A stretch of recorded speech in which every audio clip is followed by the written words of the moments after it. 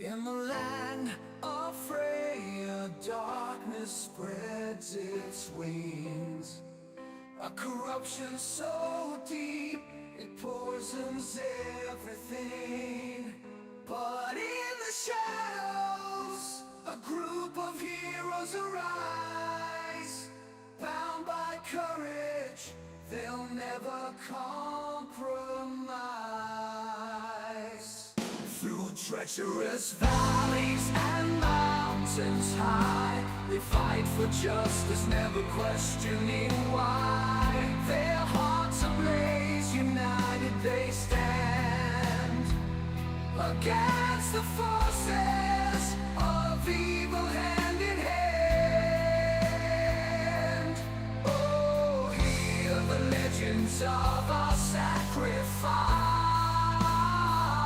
In the face of darkness, we will rise with valor in our hearts. We'll take a stand, defend us on Freya, we'll save the land.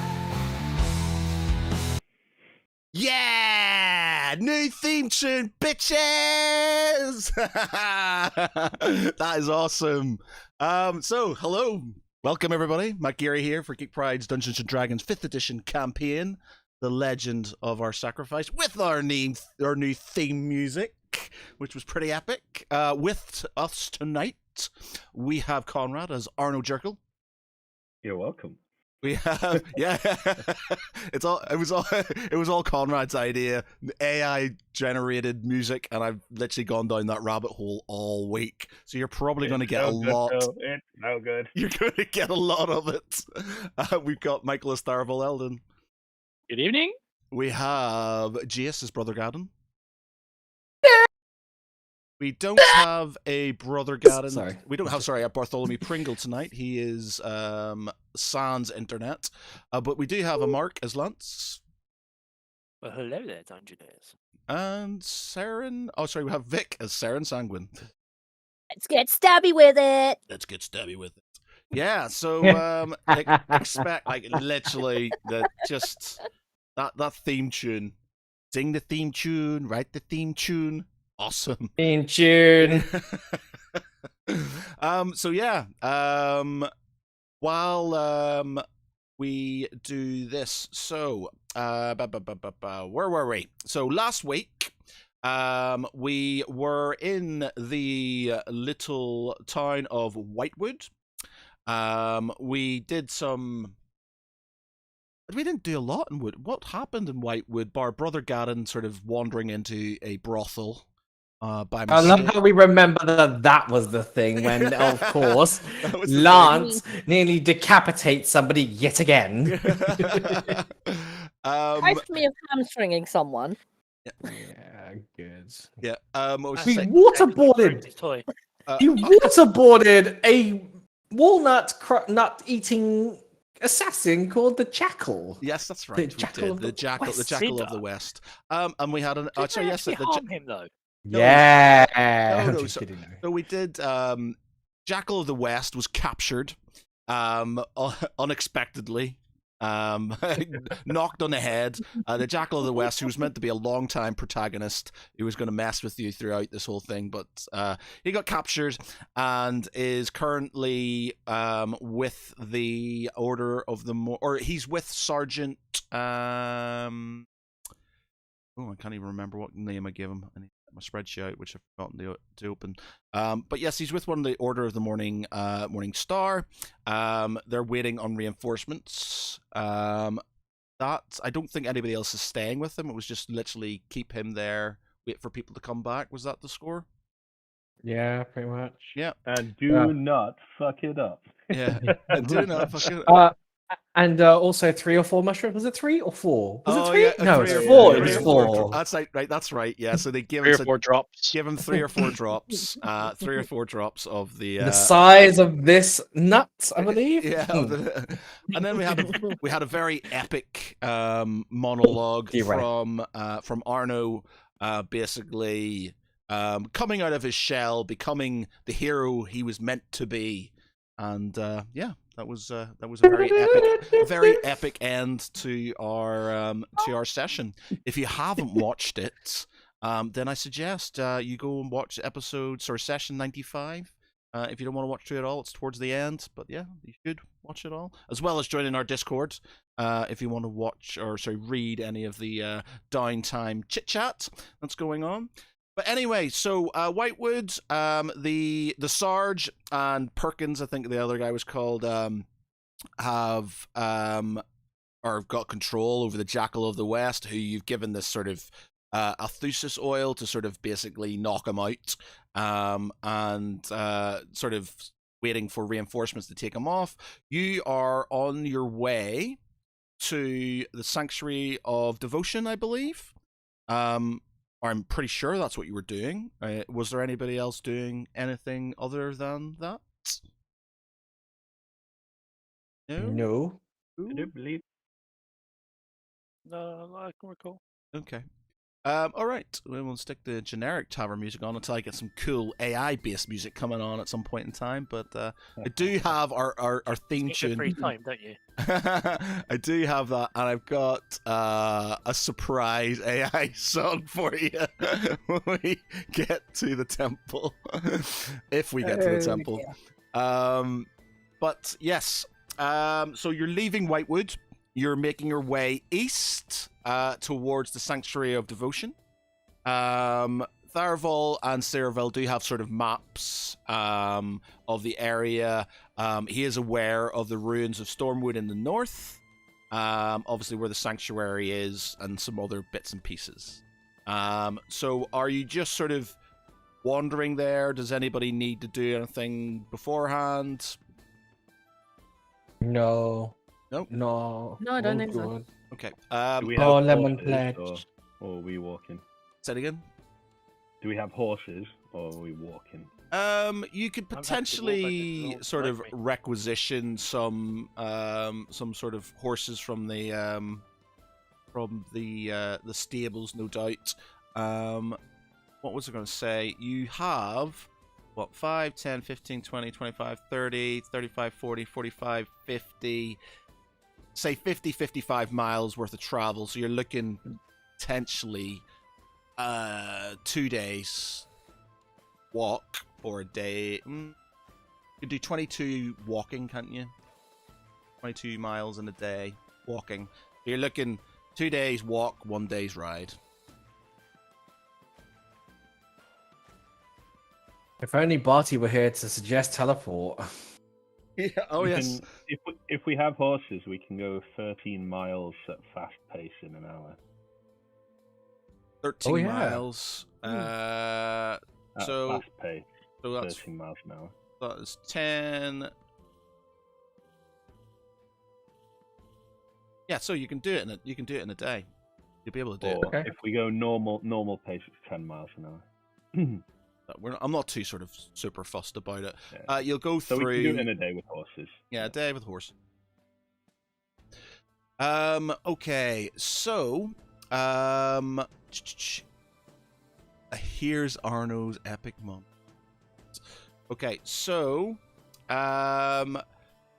you sort of make your way out. You sort of say your goodbyes to the Sarge and Perkins. I need to get the spreadsheet out so I can remember their names, but you make your way to Whitewood and travel east. I'm going to say there's any random encounters. Would you like a random encounter? Would you just sort Who of knows? Are we doing it Final Fantasy style? Do-do-do-do-do-do. Let's see. I Okay. don't find my coloured gems. Start Start giving them to my I'm not Yes. gonna sort of bog it down. I don't think and stuff, because I'm sure there's gonna be lots of sort of conversations and bits and pieces going through. So yeah, so you make your way east towards the sanctuary. You cross over the river, which I haven't named yet. The river, which will be named at some point in time, and through one of the villages of which I haven't named yet. I do know what because I had this sort of I had this epic thing. It's like I'm gonna name everything on this map, and I made a good sort of show at it. So there's a lot of sort of in the west. There's a lot of names of villages and towns and things like that, and then the dwarven areas up north, which we haven't been to. But yeah, the eastern areas are sort of somewhat lacking, which they haven't got that far yet. So just cross over that when we get there. So you make your way through a village. As you do, you sort of see sort of columns of soldiers and stuff making their way towards the sanctuary of devotion. You can see in the distance as you're traveling this sort of quite imposing looking structure. It's like it's a huge temple structure with it's ringed by sort of kind of watchtowers. It's on the top of a sort of a hill with the sort of forested area around it. As you're sort of getting closer, you realize how big this area is. It's the size of a small city, pretty much. As you're doing that, does anybody want to sort of have a chit chat when they're going while they're riding? Anybody want to do anything, say anything while we're in this sort of mood? So we'll be going for a good few hours, won't we? That again? We'll be going for a good few hours, won't we? Yes. Okay. Is my mic okay, by the way? Yeah, you're good. Yep.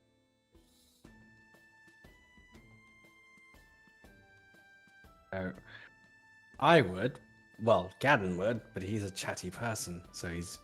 I imagine at this point we've just left Whitewood, and we are trotting. First of all, he'll enjoy. Is it the morning that we just left, like 9-ish? Yeah, it was said it's in the morning that you've left. You've left early. Yeah. We've had food in the local tavern, sorted ourselves out before we headed out. We weren't going to do anything rash and like just get on because we've got to flee the city for some bizarre reason, like we've murdered a halfling. So. Yeah, it looks terrible. No. So as they're journeying through and kind of around till mid morning, 10, 11ish, Gadden, who has already been thinking pensively about the short revelation that Arno dropped on the party, looks towards him and he says, "You took your sweet time eventually getting to that conclusion that you could actually share that information. Now, would you have ever shared it if we never went to the Somnian Enclave? Because something tells me that you'd have to do some serious outing of that level to have done that. Otherwise, you would never have said anything, would you?" Who knows?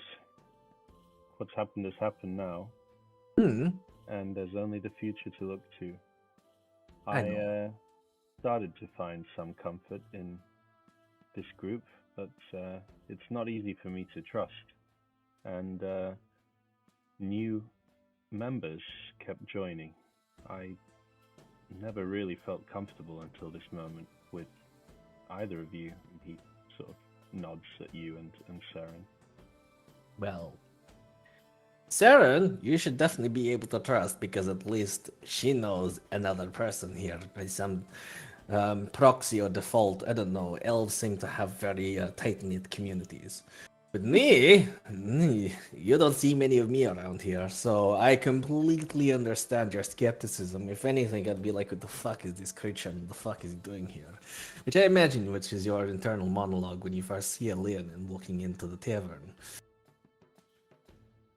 Indeed, you are a sight.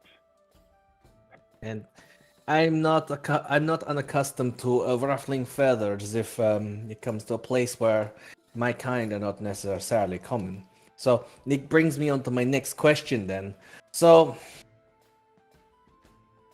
since the cat is out of the bag, pardon the pun, and then waves emotion up and down his body.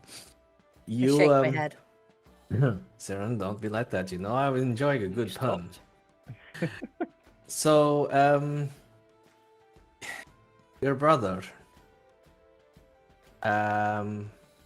You're obsessed. You were obsessed with a lot of the details around finding him, but what exactly happened when he disappeared? Like, you gave us a brief thing. Do you remember anything else? It was many years ago now. Everything is a blur, and to be honest, I don't know what is true memory and what is something I've fabricated over these years. It was chaos when the town guard collected my father.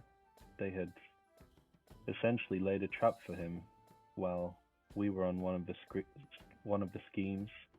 He shot a look towards me and my brother, and then the hands of the guards were on my brother too. Somehow I eluded their sight and was able to hide. They were drags, kicking and screaming, my father cursing along the dirt road, the dirt track, and I laid low until I could figure out where they were taken to. But alas, that was the last time I saw them. How many years ago was this, and like where?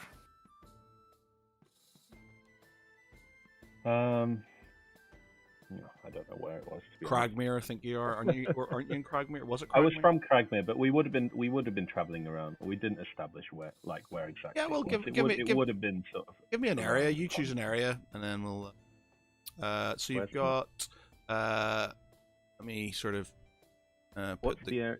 Can you show it in Roll20? Yeah.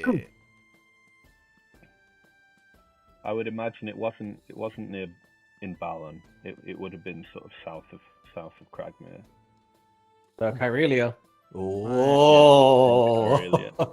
For some reason this a little thingy box here. See anything behind it? This is annoying. I threw on. Screw you! Roll. There. Okay, let's do that. Okay. So let's put the maps into a folder. Map. So let's click you.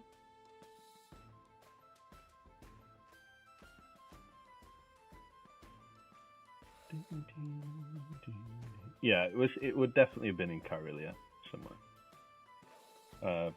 Probably around in some sort of town near the K, I'm guessing. Okay. Yeah, where's that big city? Or there's a tower. There's a dragon tower nearby, I imagine.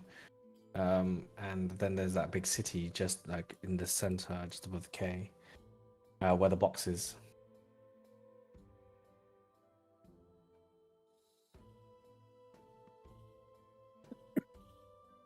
Oh yeah.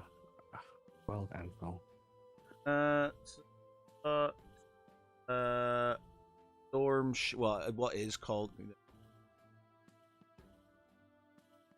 the World Anvil Fight, but fine names here. You've got Dawn Fort, which is that sort of island nation there. You've got Dawn Rest, which is city closest to the Dragon Bar, south of Kyrelia, but could possibly be Dawn Rest.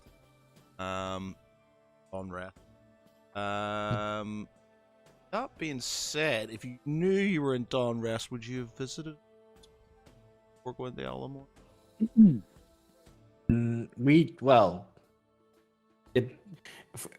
Party-wise, no. But Arno, did you go to before coming down to Cragmere, before coming down to Alamore on your way? Would you have?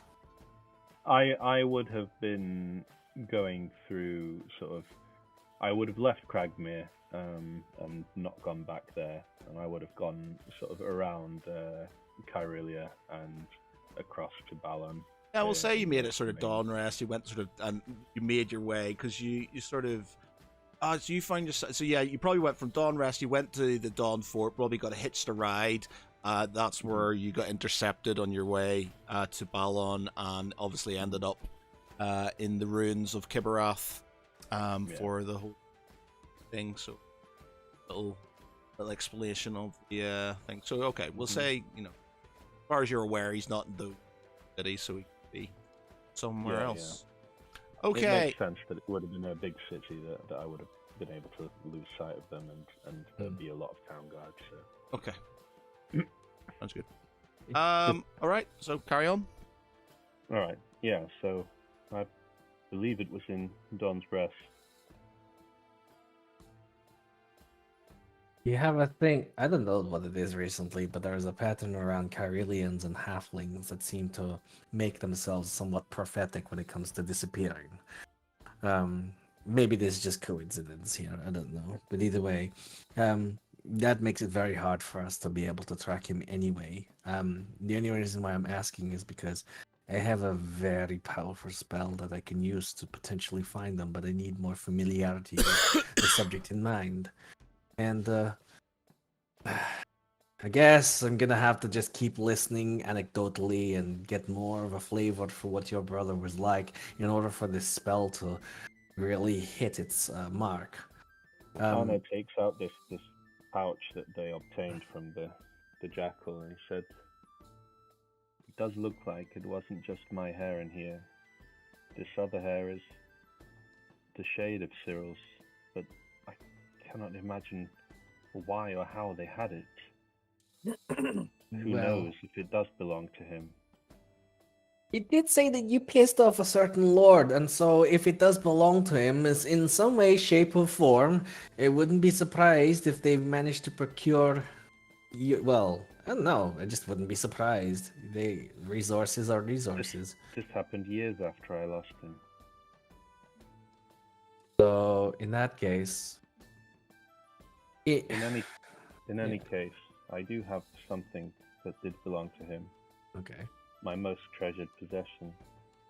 And he pulls out the wristwatch on a chain, it's a broken sort of, not wristwatch, pocket watch. And he shows it to you, and it has sort of the face of it is all cracked, and it stopped working a long time ago.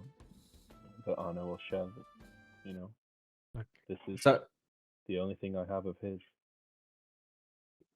He puts his hand up and he says, "Hold it for dear life, because I still need to research to see how well I can effectively fine-tune and craft this spell so that when we do cast it, because it's an expensive spell, we get as maximum ability as possible to say I need to be 100% certain I recognize the place of where he is and where he could be alive. But also, that's my next, once we've got Draken's body, I'm going to use that spell. We're going to find your brother if we have the opportunity to do so, providing that the corruption doesn't get us. So, I don't know, consider this, I have, in my homeland, there is a thing, that some of us Leonin do. We find what we call a lost cause, and we devote ourselves to it. Especially those of us in our pious roots, we tend to do such things not just because it creates the greatest amount of good and demonstrates our solid pious resolve to doing such deeds, but also it changes the way that people perceive their ways now. So yes, I'm gonna cast that spell when I get the opportunity to do so. But and you have my word. A solemn vow made in front of you and our friends, under the light that is Bahamut's radiance. Thank you, Gavin. It means a lot. I will do whatever I can to assist you in whatever you require. I could start with some stories about Cyril and you. That would truly help. Yeah, I think there's something along the lines of the passages where the more familiar you are with the individual, the stronger or the higher the potency of the magic will be, so that It's kind of like teleport in some respects, except we're not teleporting to the location. We're just trying to find the individual, and I'm trying to ascertain where it is. And if you must know, the spell is called Scrying. It's incredibly powerful, and I wouldn't be surprised that even your infatuated admirer, the Lord himself, has probably used that spell to find you. Otherwise, the Jackal wouldn't have been consistently trying to, sneak you up. Well, most of my stories of me and my brother come from our childhood. He was always the more sensible one, the one with more joy.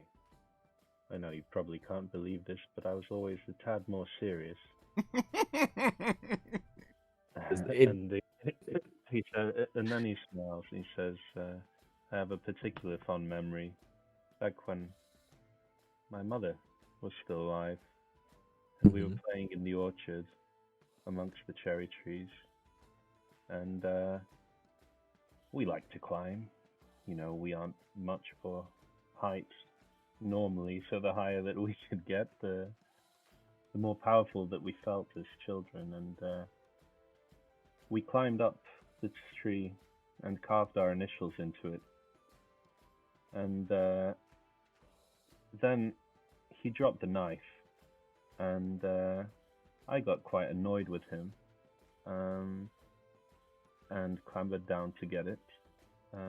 He was quite upset as I chastised him a little bit because I was particularly fond of that knife, and he slipped and fell out of the tree and ended up breaking his arm. I always felt somewhat responsible, and his arm never really healed fully.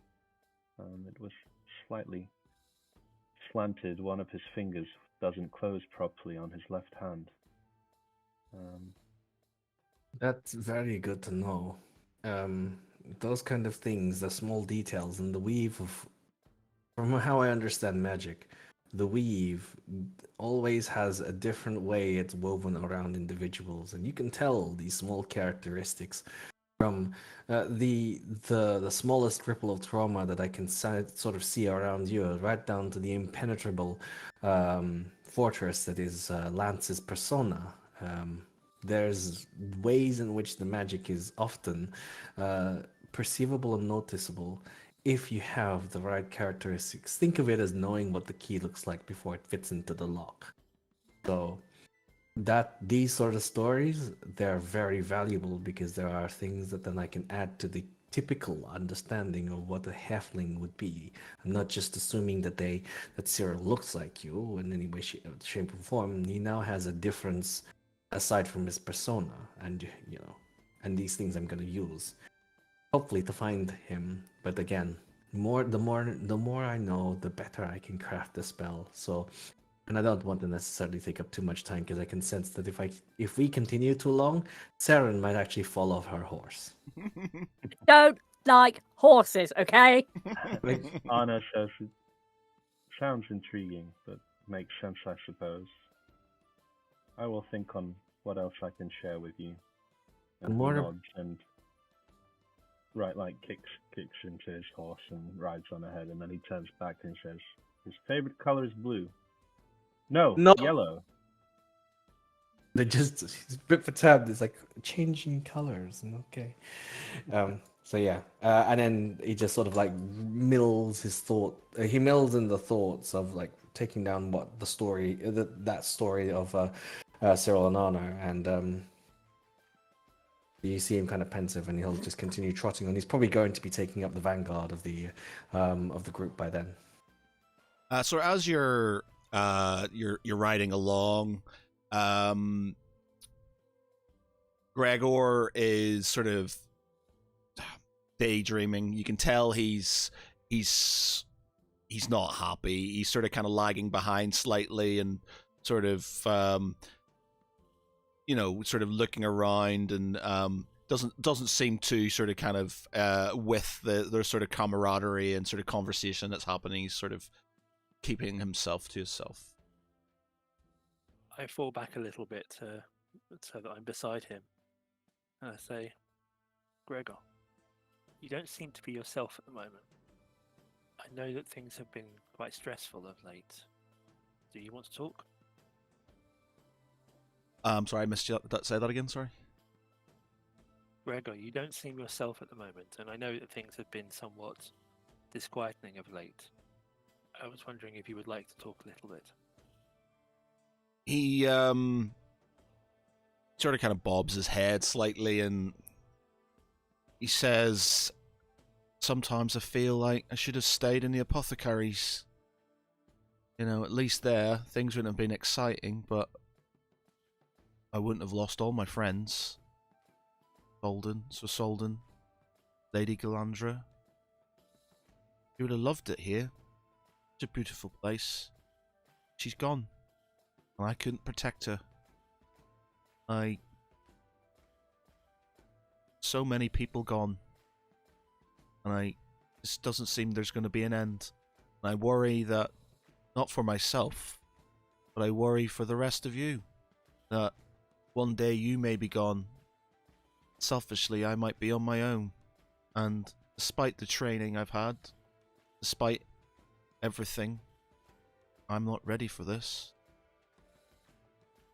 I chuckle and say, it is very rare that life puts us in a situation that we are ready for. And I do understand that it can be quite hard to lose those that you care for. But the point is that if you let that stop you from trying, and if you let that stop you from engaging with people, then it hurts you more. At the end of the day, all of us that have joined this band and have moved forward have done so knowing that what we are trying to achieve may have a cost, and that we may be that cost. But we've kept on going. And yes, if you had stayed in the apothecary's tent, that you would have had a different experience, but I can promise you probably still would have lost people.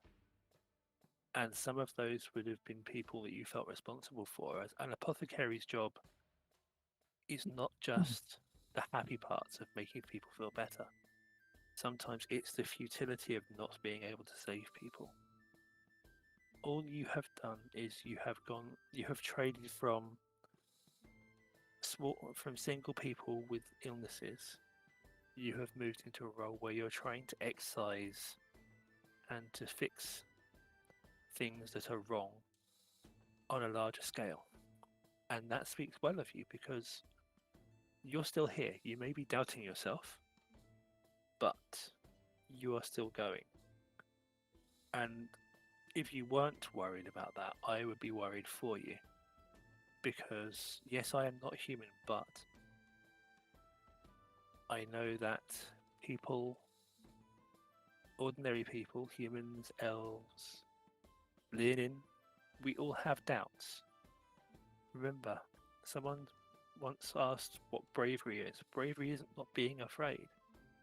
Bravery is knowing there's a price, but deciding that that price is worth paying because of the results you're trying to achieve. And I have no doubt that when Galandra died, she was probably not afraid, probably angry, but I suspect there was a little bit of fear in there as well, because very rarely do we get to go at our time when we're happy.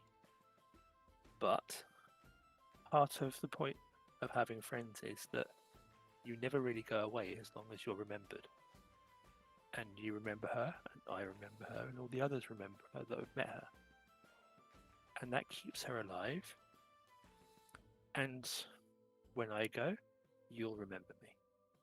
Sort of looks at you and says, I don't see you leaving anytime. I don't see you leaving anytime soon, Lance. I don't think. Can Warforged die? Some argue about that quite a lot. I would say that I have not died, but I've not been for quite a long time until I was awakened again. And it's kind of scary, But when the time comes that I'm, whether it's killed or simply disassembled, depending on who you talk to, I can promise that I will not take it passively, and I'm pretty damn sure it will be in a good cause. Maybe protecting you or one of the others here. It may be protecting people we don't even know. Or it may be that it's just to ensure that something better can happen somewhere else and succeed by being a distraction. But I won't want to go, I hope, because I've had periods where I've been weary, as you can probably imagine. But I'm here because, as much as anything else, you and all the others are something that I'm willing to live for and, if necessary, to die for. He sort of sniffs a bit and sort of wipes, tries to stealthily wipe away a bit of a tear and sort of nods his head and says, "You're right. I'll thank you. You've always been good to me. And I hope I can help. I hope we can get Draken's body back. I hope we can get rid of this corruption, and I hope... I don't know what I hope. I hope things go back to normal again." I'm not entirely sure what normal is. I'm not entirely sure any of us are particularly familiar with it. But He laughs slightly. Our best option at the moment is to do the small stuff and to see how things go from there.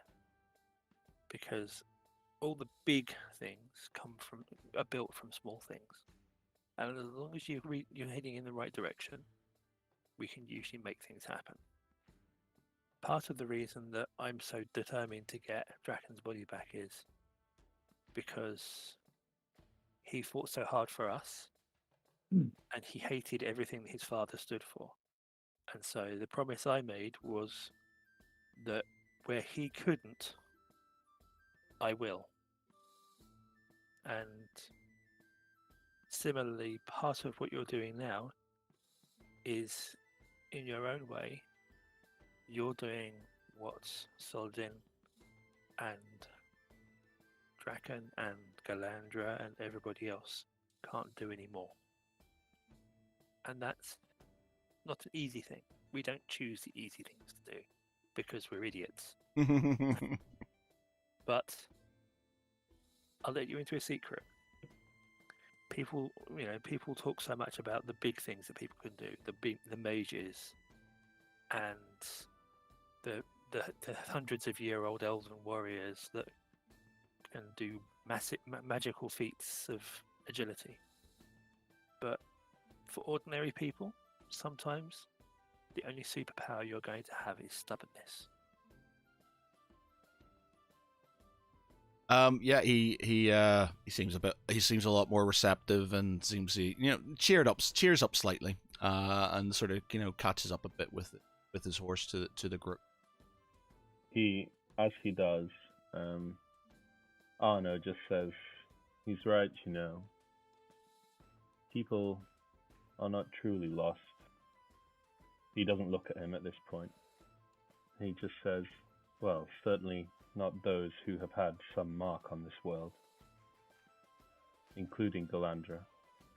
And then he looks over at Gregor and forwards again. I call forward. Just remember, when you're singing songs about her, she'll probably be pissed off with you on principle because you'll get it wrong. I'm sure she would be. And he just begins to hum a little bit. And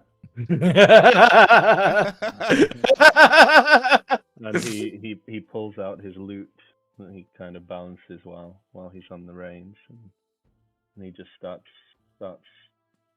singing in very low volume at first, so no one can really hear anything, and you can hear some different different sort of different tunes and melodies, and and then he clears his throat and begins to strum. In the land of darkness where shadows dwell, a valiant cleric named Galandra fought so well, with sword in hand and blessed armor gleaming.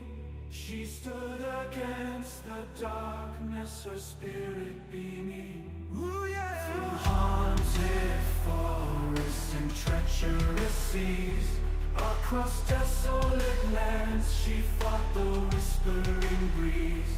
A righteous heart, a beacon of light, guided her through the darkest of nights. Oh, Galadra, you fought with courage and might. No sacrifice will forever shine bright.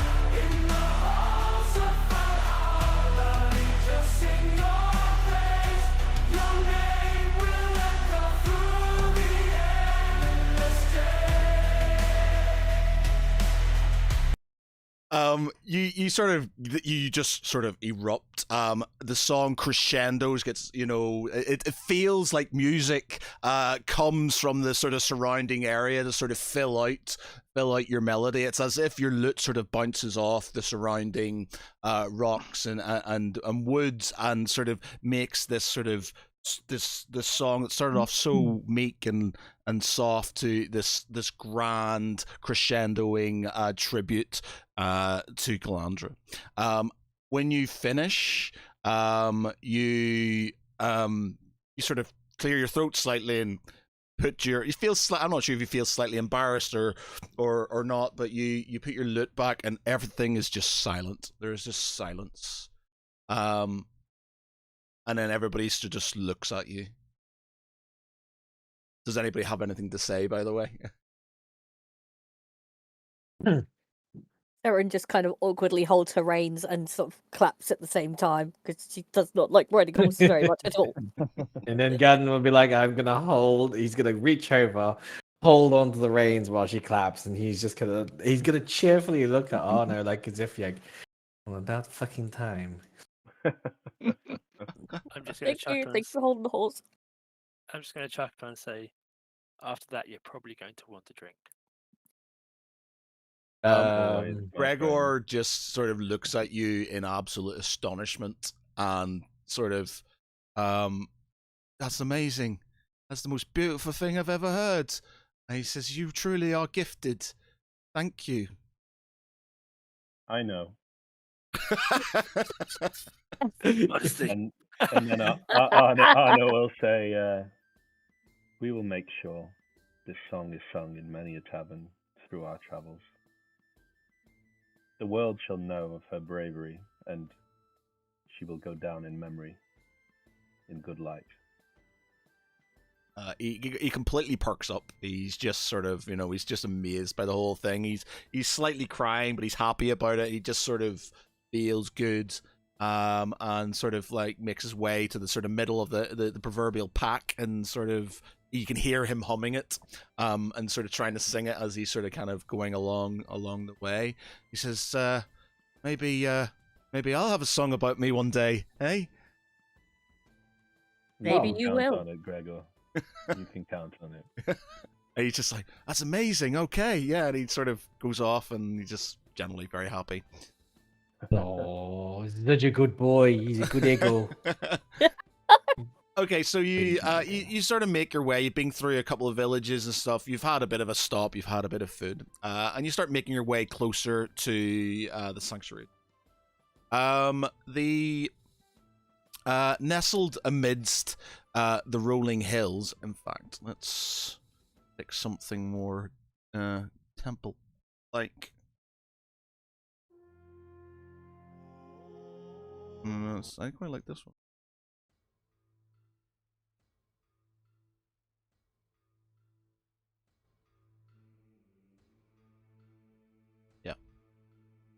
Nestled amidst the rolling hills of Freya, the Temple of Devotion stands as a formidable bastion of faith and fortitude. Encircled by tarred, fortified watchtowers, its grandeur is unmistakable, a testament to both divine power it venerates and the unwavering dedication of its defenders. As the central sanctuary of the Order of the Morning Star, guardians of the realm and stalwart servants of Bahamut, temple complex serves as a both place of worship and a strategic stronghold against the encroaching darkness. Known to the denizens of the Bellamore as a beacon of hope to the troubled times, it embodies the collective spirit of resilience and devotion. Approaching the temple, one is greeted by an imposing stone walls adorned with symbols of Bahamut's grace, their sheer size a reminder of the protection they offer to those within. Beyond the gates lies a vast courtyard, with devout worshippers gathering to pay their homage to their patron deity and seek solace in prayer. Within the temple's hallowed halls, intricate carvings and stained glass windows depict scenes of legendary battles between good and evil, serving as a constant reminder of the eternal struggle against corruption. The air is thick with the scent of incense, mingling with the solemn chants of priests, paladins as they conduct their rites and rituals. As night would fall, you would see the watchtowers come alive in the vigilant eyes of sentinels, their piercing gaze ever vigilant against the threat of darkness. Should the forces of corruption ever breach the temple's defenses, it stands as a beacon of hope for the beleaguered defenders, a rallying point for survivors to regroup and reclaim what has lost. In the heart of Belmore, amidst the tranquil beauty of surrounding landscape, the temple devotion stands as a bastion of light in a world besieged by shadow, a testament to the enduring power of faith and unyielding resolve for those who defend it. I think we have a picture.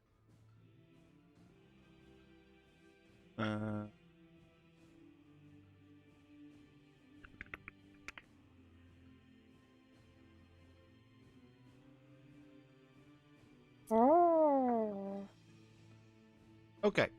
So you sort of make your way. You know, you're somewhat unhindered when you go through the sort of different perimeters of watchtowers and things. With Lance, sort of provides his rank and sigil. He gets a few salutes, questions about what's happening. You know, why you're coming. You see lines of different lines of new recruit. You can tell new recruits as well as injured men coming from the front, sort of coming in and out of the sanctuary itself. It's a grand building. Its stairs seem small from afar, but as you get closer, they get bigger. How they built this monument to Bahamut, you can only guess, but it's one of the most grand places you've ever seen, including Somnian Enclave. You sort of make your way to the central area. Surrounding you, like you said, you have people, worshippers, sick, the dying, soldiers, and you have a main gated area with stairs leading to what is the central sanctuary, I guess. You have guards on both sides, numerous guards sort of protecting it. It is, apart from Alamore and some of the other sort of fortified cities, it's one of the most well-guarded places you've seen in Freya. I pull the my horse to a stop and wait for the others to pull abreast, and I lean over to Arno and say, "The good news is that for a change, this place looks just as horrendously big to us as it does to you." Touche, Lance. Touche. How tall is Lance? He's like 7 foot or something like that, isn't he? Okay. No, about Yeah. 6.5 from memory. Or Okay. I think Tharavol's about 7 foot. Is he? Yeah, I was about to say elves are like short in their D&D, and that's because he's got the other way around. Your audio's off, Michael. If you've been trying to talk to it, there's no. No, sorry, 6'3", 6'4". Sorry, had the mic Okay. down. Oh, very tall. Didn't realize. Way. Mm. I think. Yeah, I'm only 5'11". because of Oh. mine, it worked That's out. a relatively small. I mean, I'm just wearing. Warforged. I just wear lifts in my boots. Actually, You wear Remember, I platform had my heels. legs upgraded, didn't I? Yes, that's Yeah, fine. the kneecaps done. I'm sorry. So what's happening? You took out your. So obviously, I've used my my rank symbol to make sure to ensure our admission, Yes. and we pull up in the court. We pull up out front of the main stairs, where and obviously there's a gathering of people from the order. And I dismount my horse and walk over to a group of them and say, "Well, my comrades, I have been afar, and I seek counsel and advice from the masters of the order, if any are present." The one of the Captain Marissa Swiftblade, commander of the Temple's Watchtowers, she says to you that Sir Aldrich Stormshield is sort of the High Paladin, is in charge in the area, and he's probably the best person to talk to. Very well. Without our guard Captain Gurk in the area, Sir Aldrich Stormshield's your best bet. Very well. Where can we leave our horses to rest, and then I will seek his counsel. She sort of summons over some of the sort of men who are sort of in the area, and sort of orders them to look after your horses, and sort of points you in the direction of the main sanctuary. I thank her and turn to the others and say, "Time for us to have difficult conversations." Yay, my favourite kind. I thought those were pointed conversations. Prefer pointed, but you know, I'll make do with difficult in a pinch. Okay, so you make. Is anybody doing anything else before you make your way into the sanctuary, or?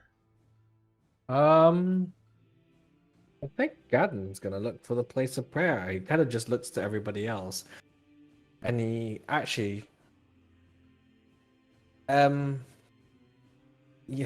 I feel like this place feels more closer to Bahamut than I could possibly expect, and I am compelled to do some sort of act of devotion. I don't necessarily know if you need me around for the difficult conversation ahead. I don't know if I can do be. not doubt there will be multiple difficult conversations before we leave. If you need to do such a thing, then considering the weight of the thousands of people and millions of people that have worshipped here, it would probably be something that I think that he could understand if you just took a time out and we played catch up later on, okay?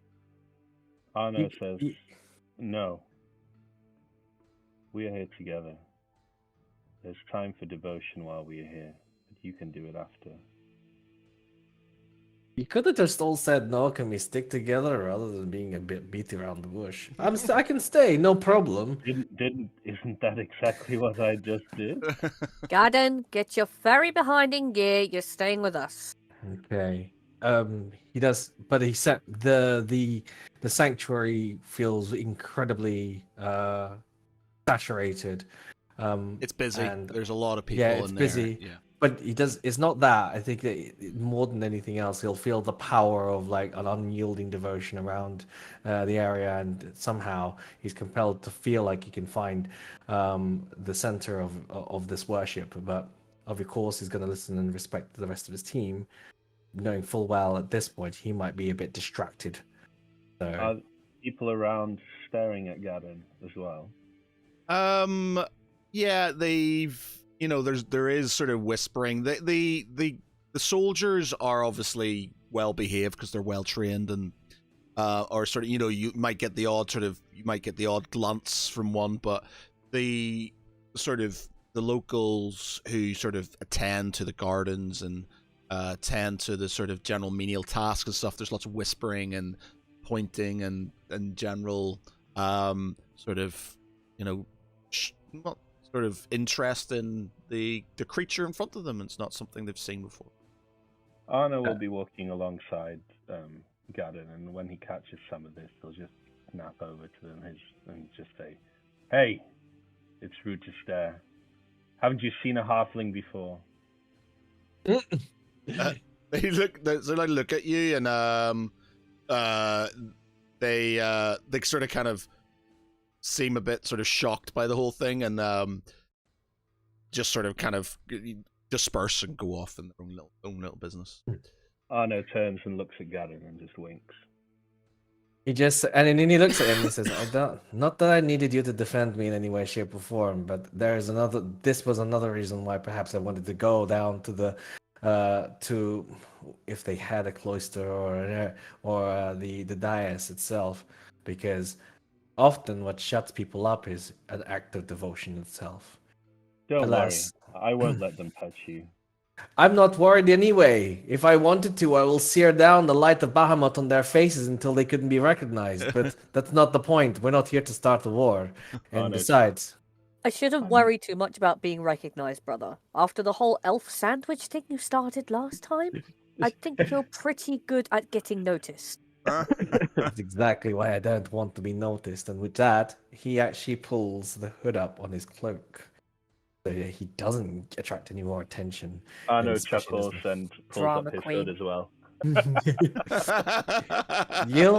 You'll thank me later. I don't, honestly, I'm not here supposed to be stealing the limelight. Let's go before I change my mind and decide I need to go find some prayer to find succor against you lot.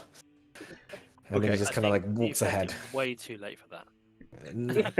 I can still go, and he just keeps walking ahead. We are stuck with you, are stuck with us, and we are stuck with you, and there is no two ways about it. So deal with it. So he looks at Tharaval and Ceraval and says, "Come," and then we're going. We might as well perpetuate the situation whilst we're at it, and just kind of like pushes them forward. He's had enough of these people. As you know, overhearing that you sort of wanted to find something quieter, you sort of. The captain does sort of, you know, this is a place of this whole place is as much as it looks like a fortification is a place of worship. It is it has many cloisters and sort of quieter places should you wish to pray to the Lord Bahamut. He looks at the captain and says, "Thank you. I'm actually going to look for the central atrium, if that's okay. If you can guide us in the right direction later, great. But I'm actually stepping on toes. Lance, I believe this is your show." As I have said, though the others have disagreed, I understand that should you wish to have your conversation with the old man. But as everyone has pointed out, this whole building is consecrated to him. So I think that as long as you're thinking about it and you're present here, he'll be aware. He has a tendency to be where he's not expected. And I suspect that the only thing that's keeping him from popping up is that he's overstretched himself recently. He looks at Lance and says, "Actually, this has nothing to do with whether he's here or not. I've actually there is a particular ritual I need to do, and it's something that only Legionnaires do. So, kind of why I was trying to be a bit polite about it." Shall we have the initial conversation, and then when we adjourn, you can take care of your necessary ritual. The others can sort themselves out, and we can reconvene afterwards. All I want to do at the moment is go and present myself to the paladin and kind of lay out a little of why we're here, and that shouldn't hopefully take too long, and there should, fingers crossed, be no bloodshed or raised voices. There won't be. There won't be. After you, providing, of course, that you don't decide to pat someone on the head, quotation marks included. It's a perfectly polite way to greet somebody. With your strength, he just cautions. He's like, "Yeah, of course, lead the way." Okay, so you make your way up the stairs, which seem to go on forever. They say that these stairs themselves are a. Have we lost someone? We lost Arnold. Conrad. We lost Conrad. We'll give him a minute to come back Yo, on. Conrad, you bastards! We got greetings from Denmark, Copenhagen, Europe. Got to throw in the Europe thing there. Hey. I am not even going to try and pronounce your name on Facebook, but welcome. And welcome. You enjoy. I've got Conrad. There we go. Hello. All right, you're back. Okay, so you make your way up the stairs. They say that the stairs themselves are an act of devotion just for the size and the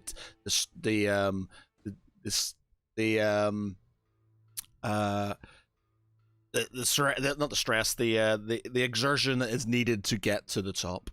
You make your way up, and you're feeling it. Well, most of you are feeling it in your legs, and you come to a main sort of room, which is covered in sigils of Bahamut and candles.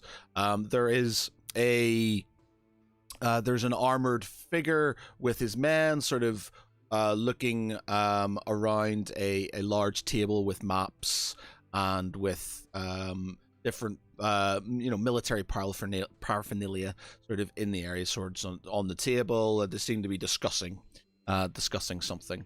The guards sort of put their halberds across to sort of prevent your entrance, and then obviously you show them your rank. They stand to salute, and you enter the main sort of sanctuary. Greetings, brother.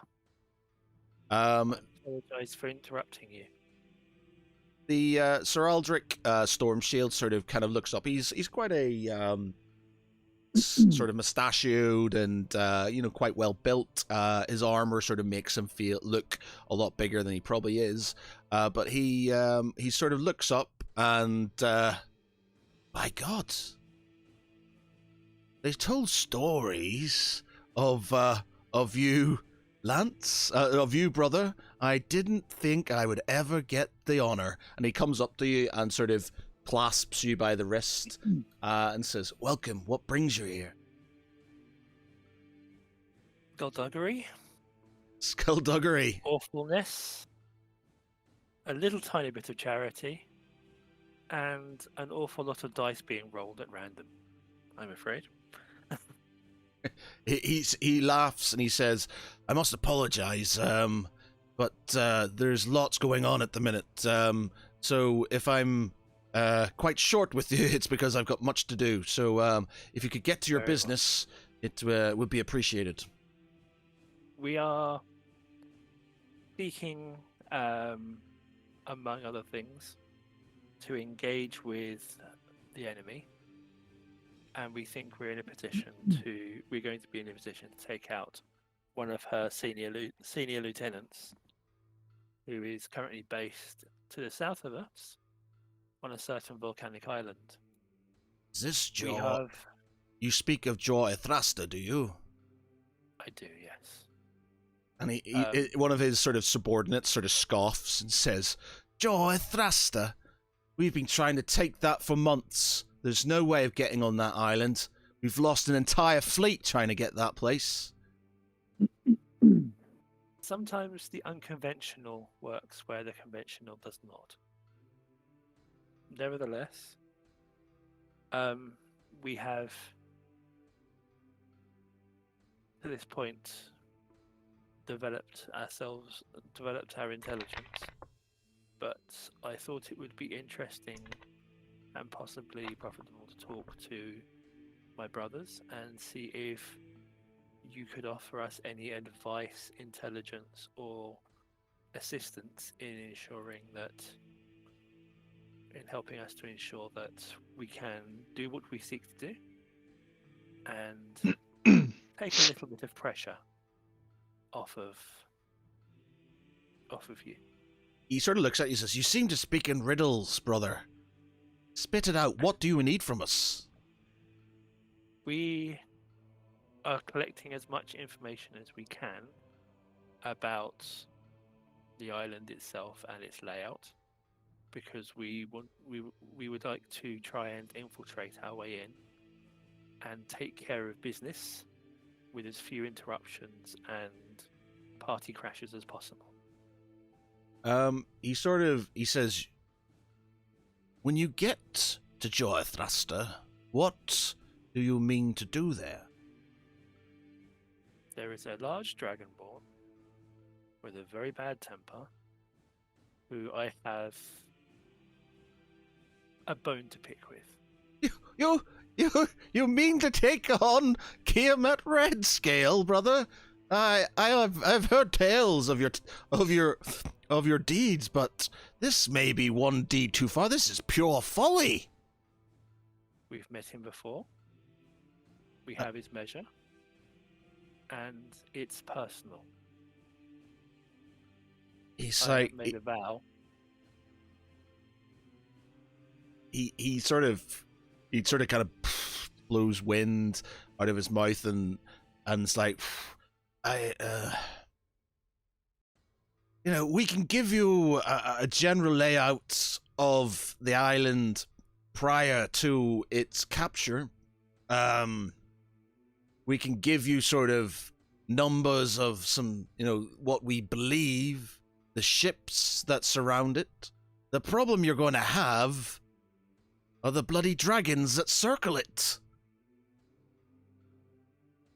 We have our ways to bypass them. We're not intending to sail there. He sort of squints his eyes slightly and says, and then he sort of looks at Barty, and then it is to be magic then, I believe. Sometimes it has its uses. He says, and he sort of kind of walks over to one of the men, and they start sort of having a bit of a conversation. And he said, you overhear one of the sort of lieutenants saying, "Sir, if they can take out Joy Thruster, that could be a great boon. That could help the guard captain's plight in the south. This could be the turning point. This could be at least a foothold." And he sort of nods his head.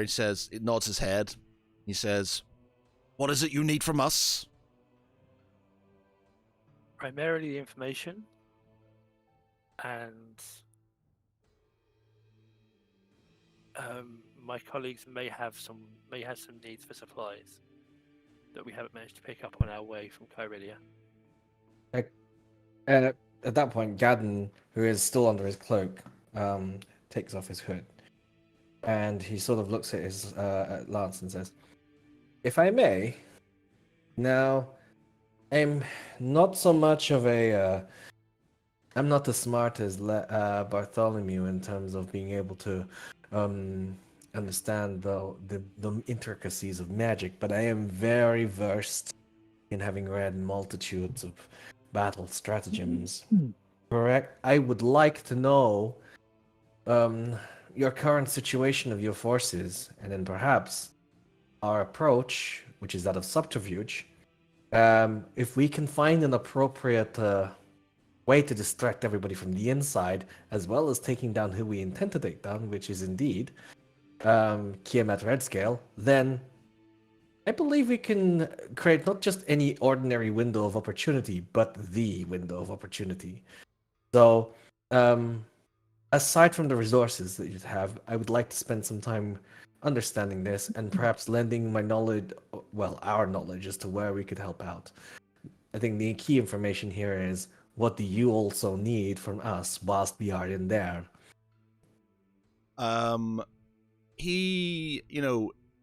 he's slightly reticent to provide any information to you about his forces. He, especially somebody who's not a part of the order, he doesn't know who you are. And as much as you're with, Lance, who he obviously knows or at least has heard of and respects, he's not overly sure he wants to give you any information about his forces. He sort of gives you a vague sort of, thing about, there being many in the sort of southern fringes of the land, sort of seeing off the corruption after the Battle of the Whispering Shore. The incursions have been fewer, but still, it seems that they are pushing north. We lost a small town called Waterside, but 6 months ago, about I'm trying to think what it is. About a year ago, I think. We're trying to think game time based on that. But a year ago, foul beast. You were there, Lance, and he sort of points at Lance. I just nod sadly and said, "Yes, that was a mess." Indeed, he says, "My forces, unfortunately, is on a need-to-know basis, and with all due respect, brother Gadden, this is information I cannot share with you. Just know that." I was gonna say because he hasn't introduced himself yet, and he was going to. Okay, sorry. Yeah. That's okay. I completely missed my mark, and I apologize. I actually haven't introduced myself as part of Lance's retinue. My name is Brother Gadden, and I actually am with the Legion of the Undying Light. Our numbers are quite few at the moment because another demon has opened up a front, and the Legion is required to fight that.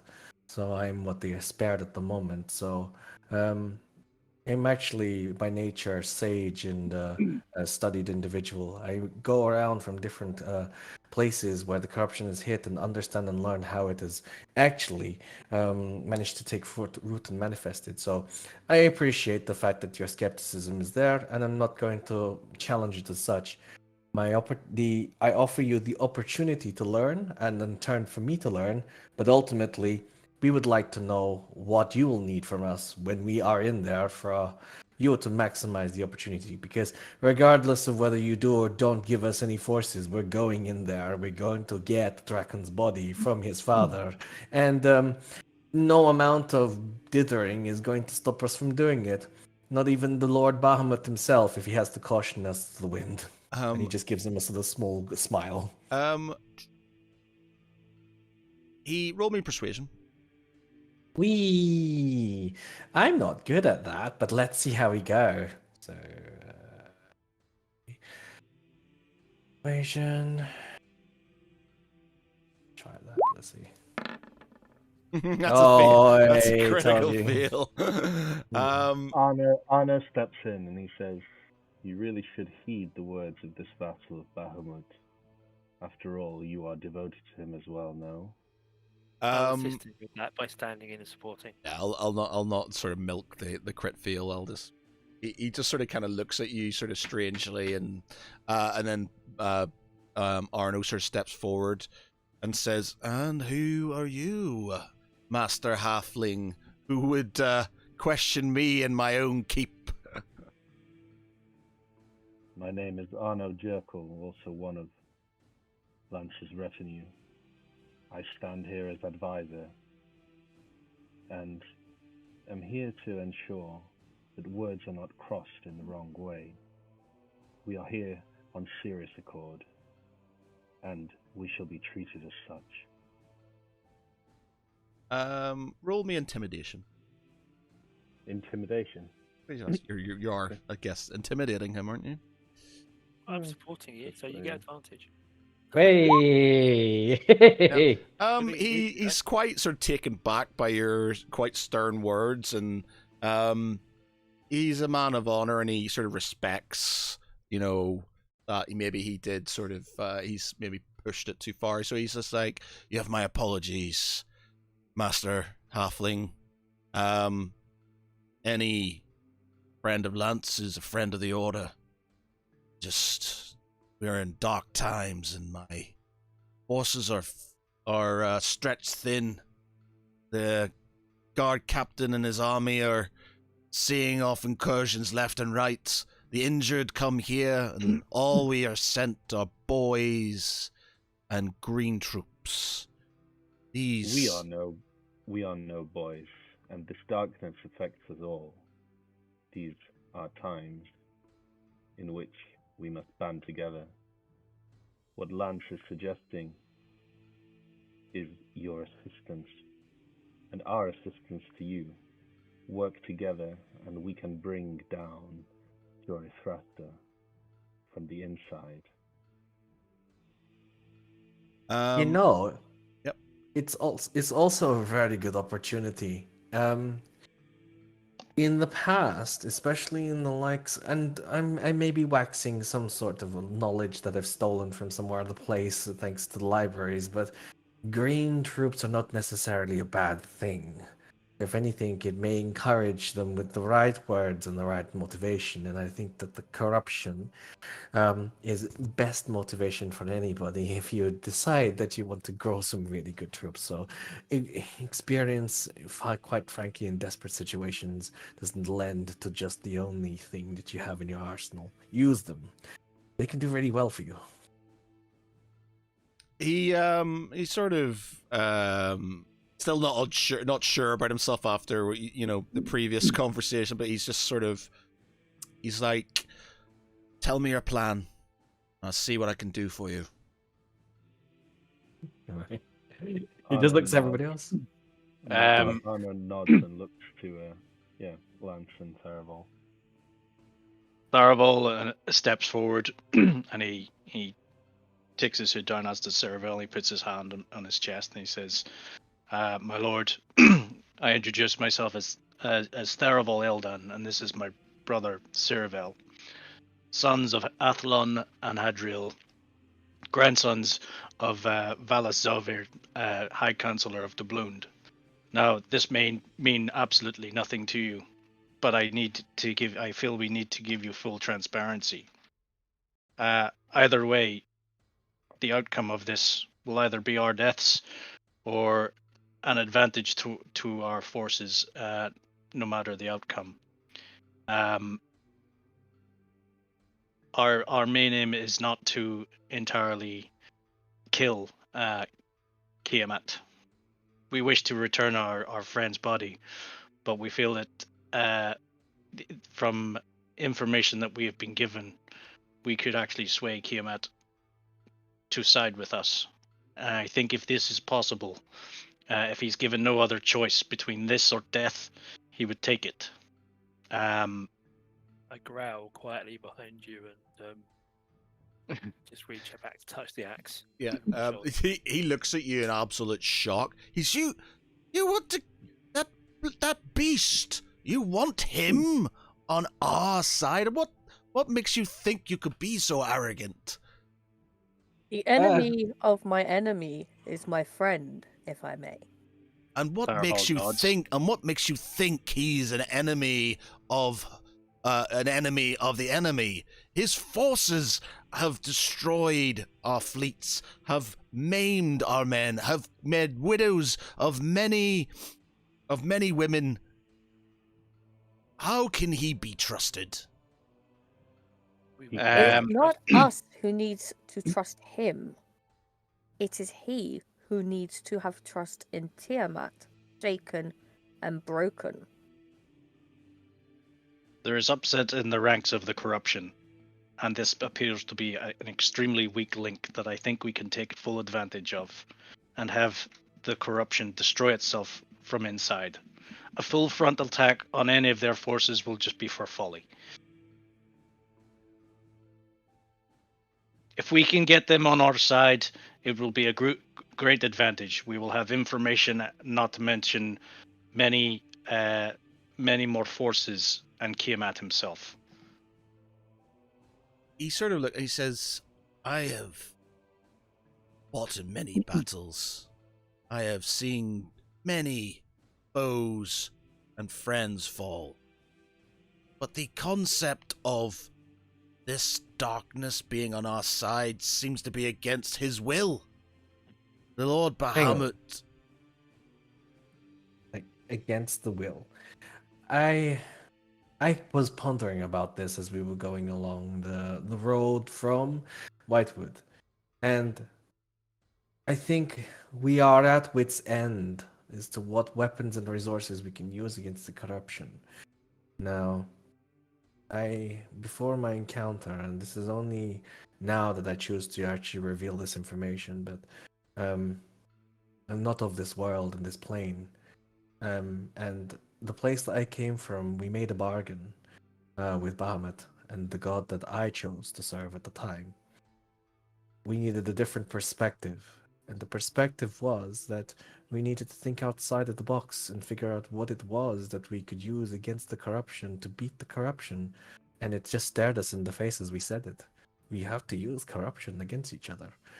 So, believe me when I say that I am also of your skepticism and thinking that this is just utter madness, but there is a design to the chaos. And we should use it. Because if you don't have any other options, you're going to end up having to send widows to their death as well by putting a sword in their hand and getting them to protect their children at the very place that they stand. And what happens next?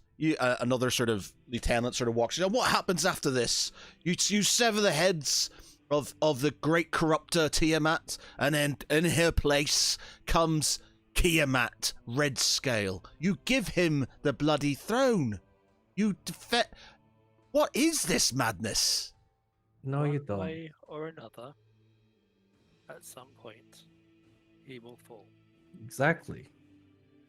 But we have to let them fight each other first and wear them down. Let them fight each other. Create that instability. Create the opening and the window of opportunity. Then, once the victor is down, they're not going to be able to stand a chance when we swoop in. So, this is the most opportune moment for us to be able to drive a wedge. His son is dead. And he is probably grieving in a way that you cannot fathom. And if your son was dead, you'd probably be thinking a similar thing as he is. Okay, who wants... I'm going to let one person roll in persuasion. It's just going to be a straight roll, because I don't think they're going to be buying into this whole getting the corruption. That's me. Yeah, so roll. Yeah, I know. Flat out. Unless somebody else. Roll, Who's right, got the are highest? you, by the way, are you on the side of this whole turning him to the side thing? What's your view on this?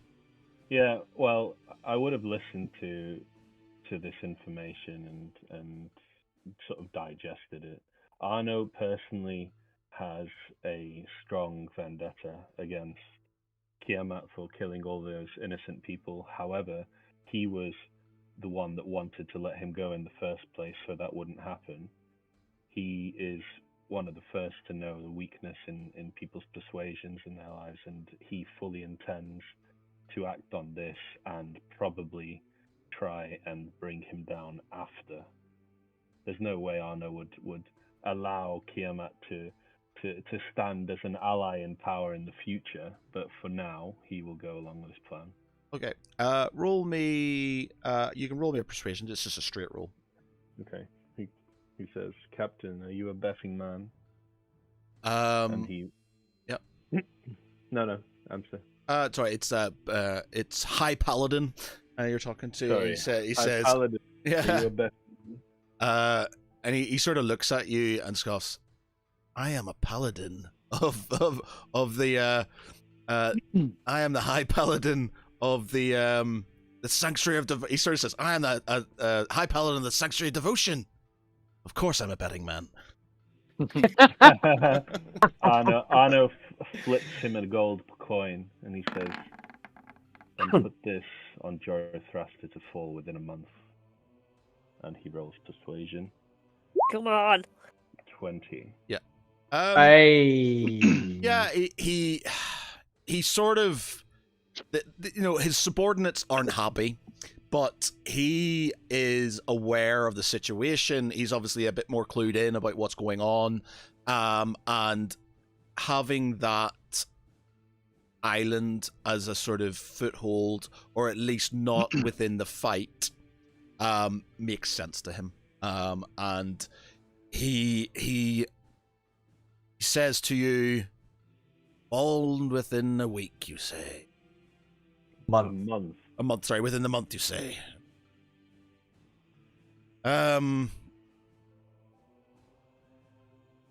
We haven't been able to dig him out of his hole. I guess we can try and persuade him to turn against his master. As much as it goes against every fiber in my body to side with such taint. But these are dark times. I guess darkness begets darkness. It's not about siding with him, brother. It is about turning him from Herftal into ours. And he sort of looks at you, and he's seeing that, you know, he heard your sort of your dissension when Tharaval spoke, and obviously noticed the your hand on the axe. What says you, brother? You don't seem too in chorus with the rest of them. You are a member of the order. Therefore, the buck stacks. I guess the buck stops with you. I would like nothing more than to separate his head from his shoulders, or to bifurcate it. If the opportunity presents itself, I'm willing to be patient. My vow is to recover the body of a fallen comrade that he has taken. But personally, he may be useful very briefly to us, as he has been useful to the enemy. But at some point or another, he will no longer be a problem for anybody. He says, he will betray you. He will. It's in his blood. He will betray you, and he will trick you, and there is no way we can completely trust him. So I don't seek to trust him. We simply seek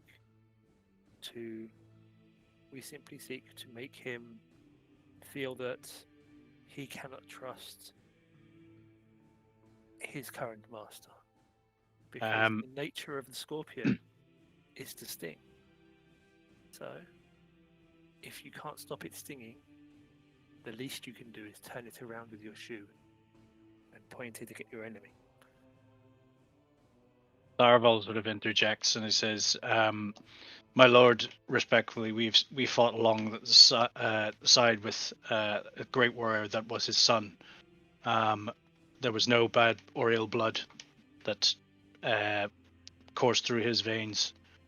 I believe that Kiamat is in mourning of the death of his son, and he blames the higher ranks.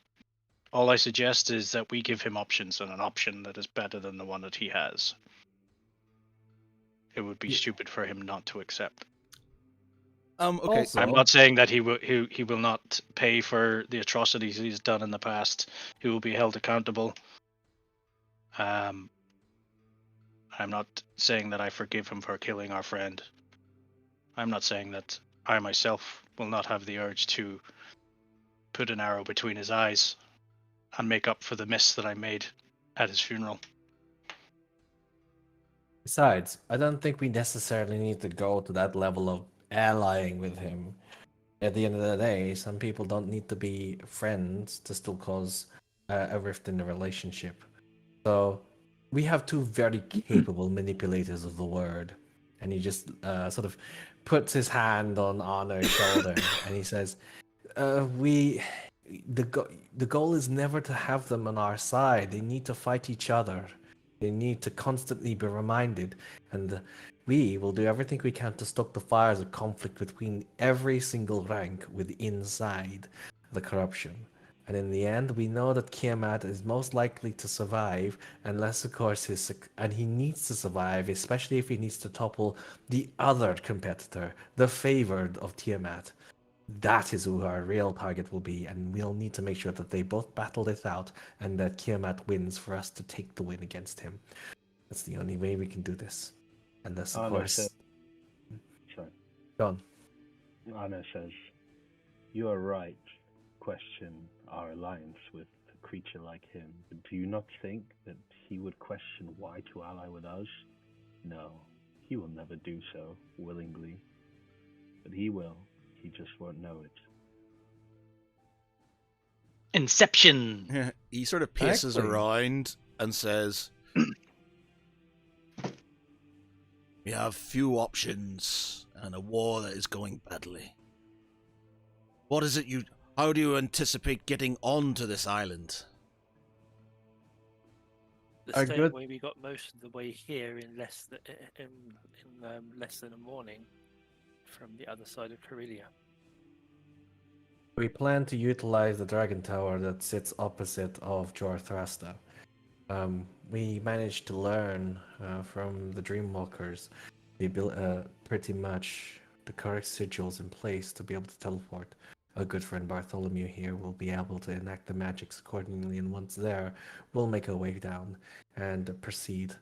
Hopefully there, we will be able to go in. That is one route. And then the other one, of course, is that our good friend Tharavel is very well versed in the Underdark. And so traversing there to get to Jorthrasta should not be too much of a challenge. And I say too much of a challenge, I mean, I don't mean to disrespect the actual difficulty of the fight itself and the journey, because yes, we do expect to encounter heavy resistance, but nothing the likes of a deeping wall with thousands upon thousands of troops in the way. No, something a little bit more simple and palatable for a group of us veteran soldiers, if you will. I think if you go to the Dragon Tower across from Jorthrasta, you'd obviously, I think it's so you can see over to Jorthrasta itself, and then sort of find a spot to teleport. Exactly, yeah.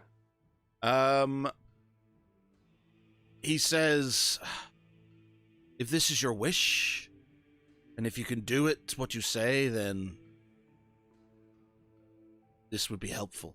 It is a massive foothold to the main citadel in Elathia, in former Elathia lands, where she and her other minions reside.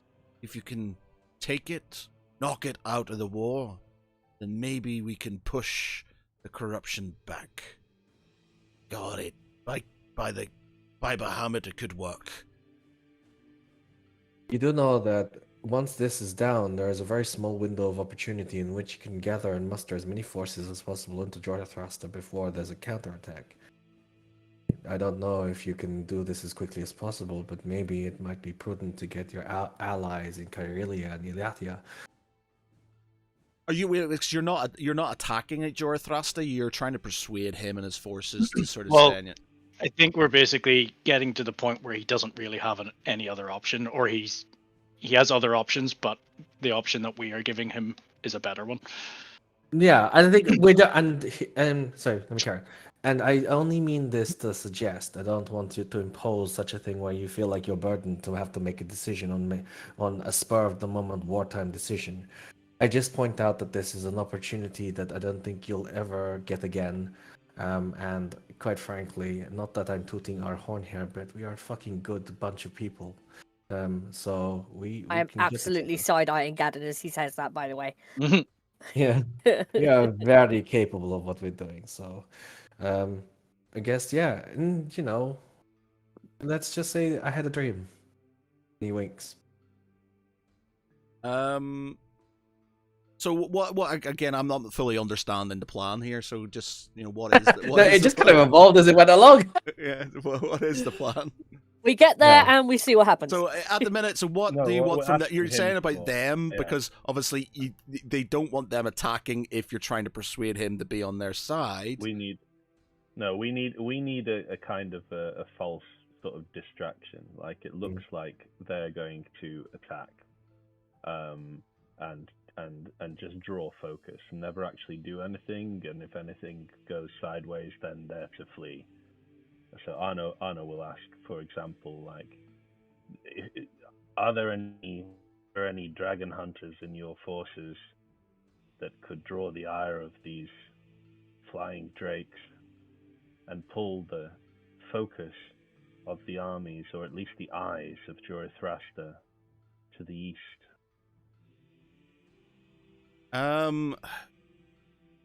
He sort of looks at it and says, "What you ask is near certain death for the poor soul who does this.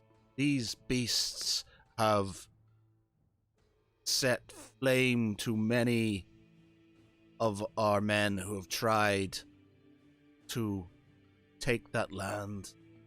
To have somebody over there is to send them to certain death. My men," and he sort of looks around, "every one of them would do it if I asked of them. But I do not want to ask them to send themselves to the certain death. I would like to think that if I give them, if I send them to fight, they have a chance to return. This is not something I can do. If you can find a volunteer, by all means, but I will not order it." Then, if you do not have men you wish to consign to what you believe is certain death, do you have any spare ships? He says, the Bastion, he sort of mentions that sort of the Bastion to Balaric, in the southwest, which is sort of about 2 days ride again, from here, has a port and, has ships, that you could use if you were to go further west to Starshield, the city of Starshield in Kyrelia. They will have boats. Unfortunately, I'm not looking for boats and ships for us. I mean ships under your banner that your forces travel on. Those are what we need. There needn't be men on them. I see what you're thinking, Miss Arno. A decoy, a proper decoy that doesn't cost lives.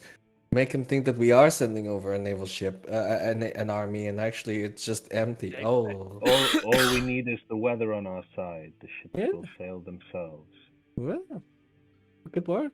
But again, it's decided on you, Paladin. You sort of, this is not a decision that I can make. I am not commander of the forces in the south. God, Captain Girk is. And where can we find this god, Captain Girk?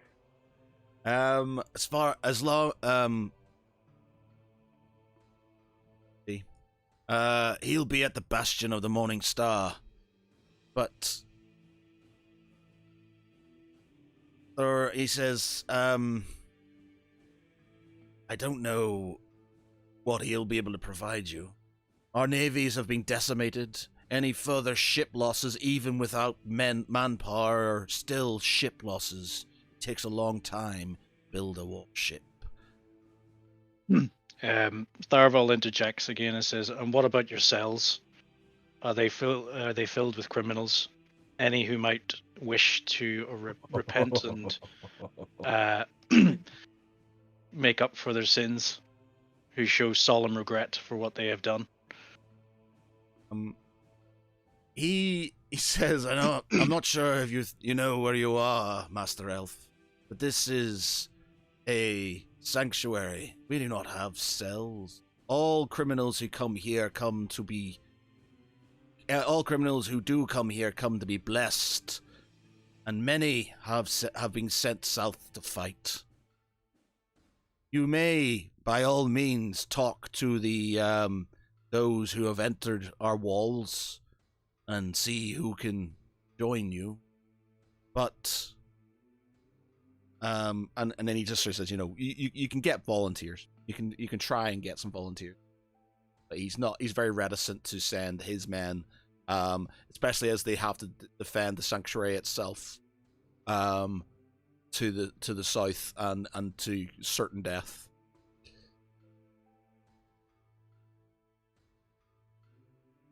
It's a smart idea, Tharaval.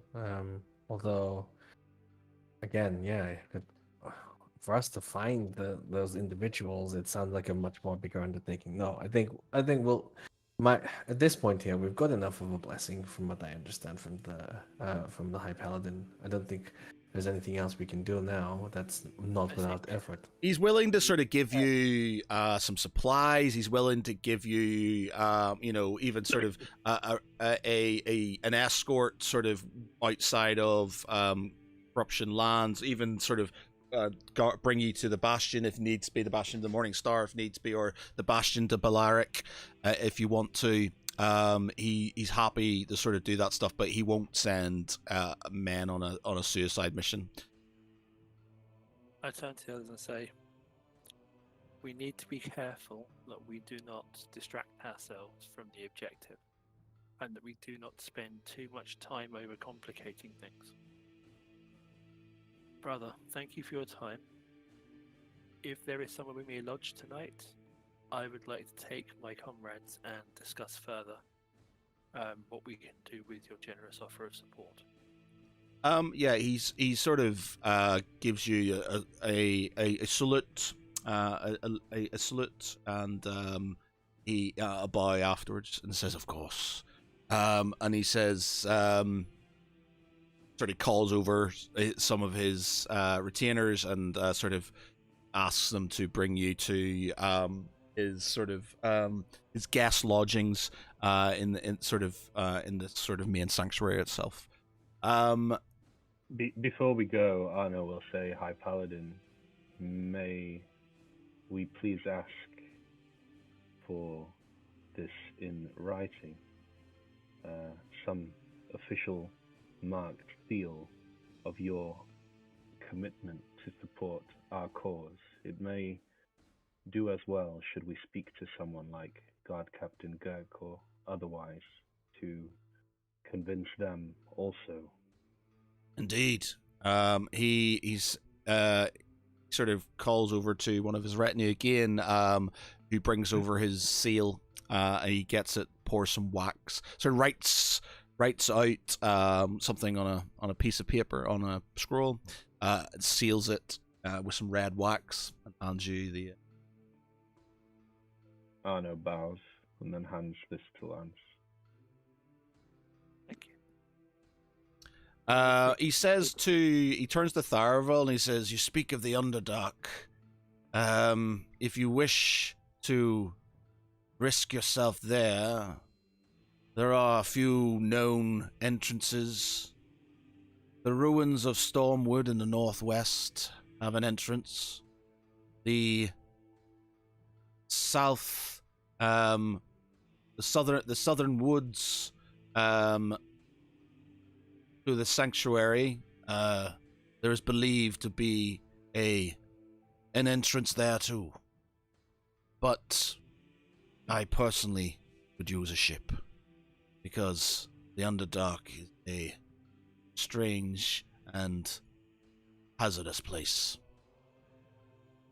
Tharaval bows and sort of giggles to himself. He says, "I am grateful, my lord, but I grew up there. That makes me strange and dark also. That strange and dark is not always a bad thing." he sort of erupts in laughter. Indeed. Well, I guess you have some options and some pondering to think about. I will leave you to your devices, and I will carry on with mine. I will support you as much as I can, and I will even send a runner to Guard Captain Gurk should you need it. But until tomorrow, I guess, sleep well, eat hearty, and we will discuss later. Many thanks, brother. So he sort of carries on doing his thing. He gives you a salute, and then just carries on talking to his men and pondering over his maps and things. I lead the others out and away from him because he has better things to be doing. Okay. As they exit the place where they were speaking with High Paladin, just looks at the rest of the party and says, so at what point did we end up just having this like insane, the plan evolve even more? I'm just trying to figure out where we all went. I mean, we didn't plan past getting to Jorathrast anyway, did we? Can't remember. I'm not Seems we entirely have- sure we've got much of a plan after that. Exactly. It seems we have options. Duh. We have options to What- get there. We don't know as of what happens when we get there. We don't We're know. playing it We by can't. ear. We can't. We can prepare for certain events, but we don't know what we'll see. What we'll be confronted with on the other side. Would All I you, know Lance? is Would you be? Obviously, you've formed a united front in front of the paladin. Would you be happy coming out of there with the current plan? I can tolerate it, but on the basis that at some point or another, he's going to have a very bad accident. All right. So Well, the reason why I asked this question is because we painted it the idea that we were going to make allies with Kim at Red Scale when we're clearly not. And that's why I'm steering the direction towards making sure that they were going to turn against each other. And then when whoever is left, we kill them and hopefully it's Kiamat. Tharival sort of stops Brother Gadon and he says, "We did not give them that. We did not put that to him. We said that we would give him options. So if we get Kiamat in a position where he has the option of join our side, live, and sort of renew the honor of his fallen son, or die." I think he would take the option, the first option. So ultimately, our forces win, provided we don't die ourselves, our forces win either way. We either kill Kiamat, or he joins us.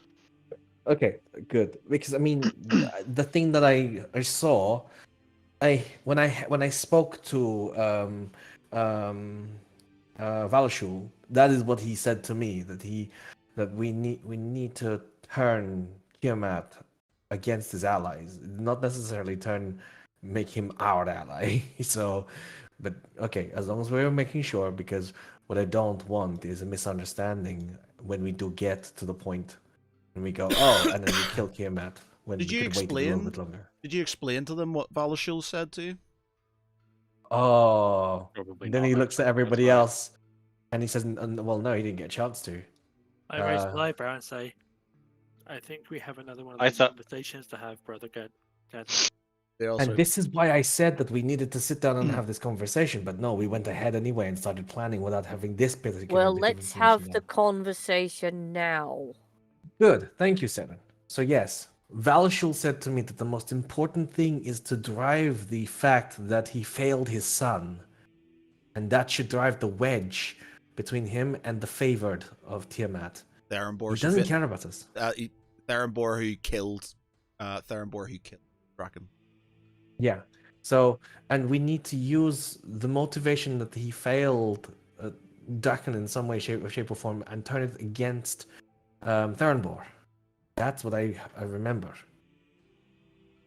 And not to make allies of Kiamat in any way, shape, or form. Which means that somewhere along the way we have to be. And I'm here crazy bit here, but I believe that we all have to be appear as though we are advisors to him. How are we gonna get to Kiamat? I'm confused about Press that. upon him that we can impress upon him that we are allies, but it doesn't actually mean we have to be allies. No, well, that obviously but we still have to get to him. It may be that at that point in time we may have to split the group, but there's I find it hard to believe that he would see myself or Tharavel or those that fought against him previously and were so vociferously as allies, unless we can do an awful lot of very impressive disguise. Guys, exactly. And This is true. And I'll be quite frank, I am very shit at lying or deceiving. This is not going to be Larval me. lifts up his disguise kit. And it's a no amount of disguise is going to stand the fact that you can sense and smell. He's holding Bahamut. a knitting needle and he's like, No, I stink of Bahamut. I stink of him. So I you need. raise an eyebrow and say to Saravel, I don't care what colour your boots are. He's not going to mistake me for someone else when I'm carrying his son's axe. So, but on the flip side, and then he just looks at Arno. Does this mean it's down to me and Arno? It's sort of. I'm sorry to interrupt, but I think you're missing the point of taking his son's body from him. That might be slightly problematic. We have to. He needs to die before we take the body from him. That's it. Yeah, we'll never get that from him while he's alive. He's alive. He will We're going be to put way him in an too impossible protective. situation. But I'm sorry again, but the problem is we were there to take the body, and if you're saying we're going to kill him before we take the body, that means he's not going to take our side. He doesn't need to know that. We don't need to tell him that we're going to take the body, and we can, that is why would we tell him we're going to take his I'm not son's saying body? that. I think he's going to miss. He gets a bit more bold. I think he's going to miss his son's body gone. That's fine. Arno's been quiet, and then he speaks up, and he says, "We are fools to think that Kiamat would willingly listen or enter alliance with us without some form of leverage over him. We know how much he cares about this body, and the body is crucial to us and our plan. If we can find this body and secure it, we could make a false promise to return the body to him after Therenbor has paid for his crimes of killing his son." I see. I like Is this. absolutely cringing at the thought. As much as I hate the thought of using a body as leverage, I am dry heaving. I would have to agree with Arno's assessment. Nothing is going to make him want to turn and listen to us, as much as thinking that something is going to happen to his son's body. Can I make another suggestion to consider that may be an option?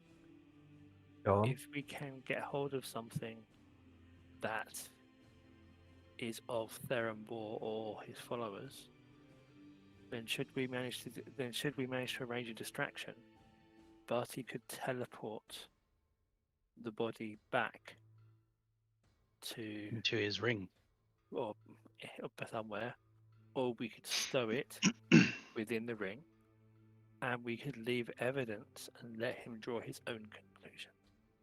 That's a damn good idea. And it means that if we do that and we can pull it off, he may not even know we're there. He may not even need to know we're there. Brilliant. So are you? So let me get this.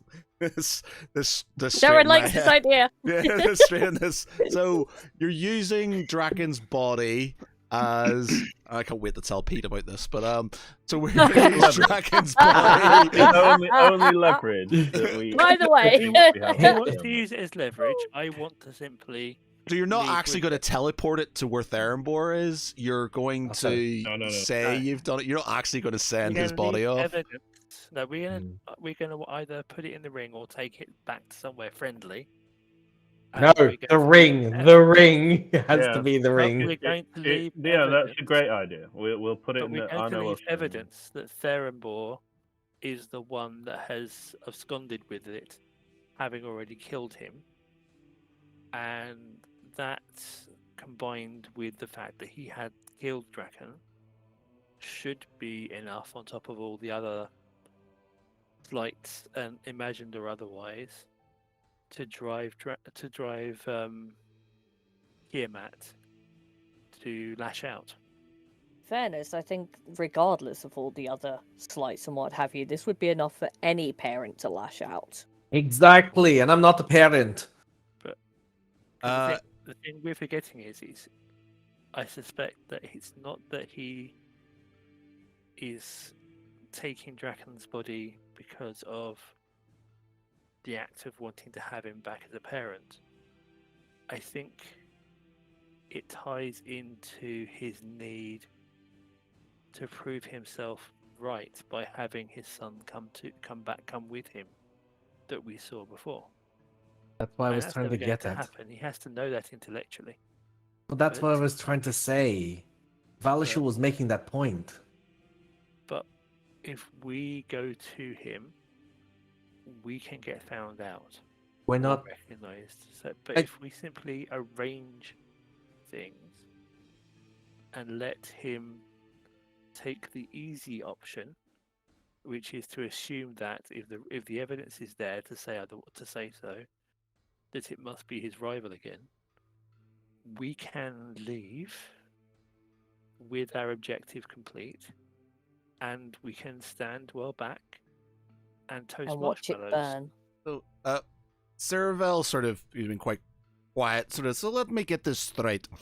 You want to teleport into his citadel, steal our friend's body, plant it in Arno's ring, secrete it in Arno's ring, and then frame one of the darkest creatures that has ever wandered this land with its theft. That's the plan. That sounds pretty accurate. I would love say. this plan. I approve it. You did I forget love it. You did forget the bit where we give them both the finger. Ah, yes, yes, there is that. I want to say I'm in, but it just seems Therembor, the dark. He's intelligent. He is vigilant. He is. But we're not trying to trick Therembor. We're I trying know, to but trick you're Tiamat. trying Any of to his you're trying to Any of frame his you're trying to minions. frame him. How do you propose framing this man? If you can even All we call him a need- man.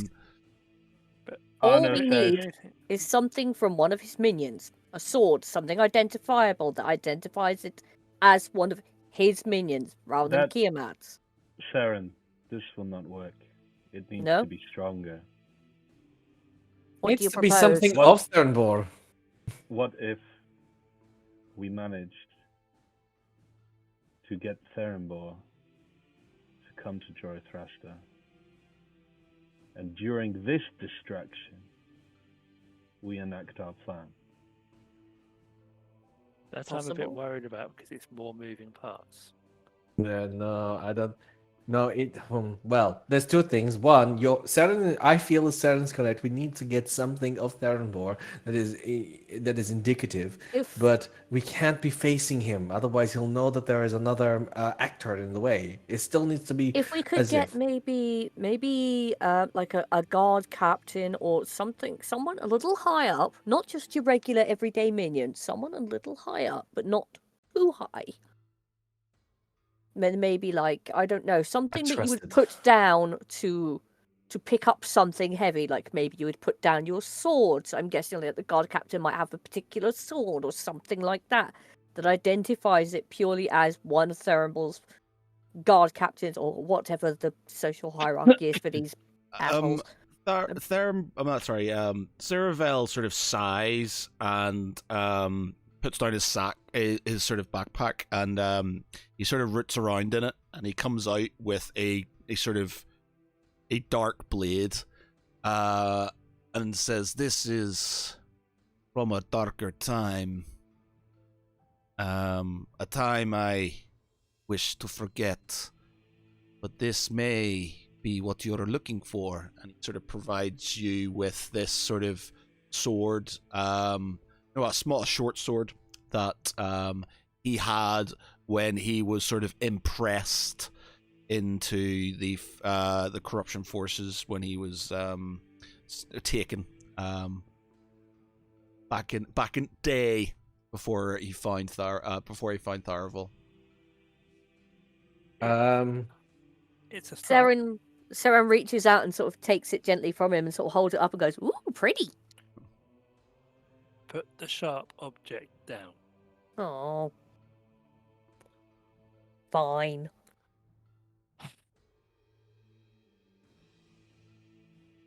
Ultimately, that is a good option. If we can get some more items that we could scatter around, then Agree. that would be more convincing. We can talk to the brother in the morning. I'm sure there are items which have found their way into the storage rooms over time. That's low a uranium damn and all good that. idea. But ultimately, what the trick is going to be to stage the scene to appear that